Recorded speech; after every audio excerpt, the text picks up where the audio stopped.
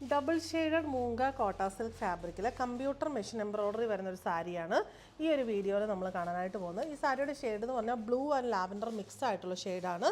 ഇതിനകത്ത് ഒരു സൈഡിൽ ഈ സൈഡിൽ നല്ല വീതിയിലുള്ള കമ്പ്യൂട്ടർ മെഷീൻ എംബ്രോയ്ഡറി വരുന്നു. മറ്റേ സൈഡിൽ ഇത്രയും വീതിയിൽ ഇതിൻ്റെ ഹാഫ് വീതിയിലാണ് എംബ്രോയ്ഡറി വരുന്നത്. നമ്മൾ ഓണം ടൈമിൽ ഇതുപോലത്തെ ഒരുപാട് സാരി എംബ്രോയ്ഡറി കേരള സാരീസിൽ ചെയ്തിട്ടുണ്ടായിരുന്നു. അപ്പം മുതലേ ആൾക്കാർ എൻക്വയറി ചെയ്യുന്നുണ്ട്. നമുക്ക് കേരള സാരിയിലല്ലാതെ നോർമൽ റെഗുലർ വെയർ സാരീസിൽ ഈ ഒരു എംബ്രോയ്ഡറി ചെയ്ത് അവൈലബിൾ ആക്കാമോ എന്ന്.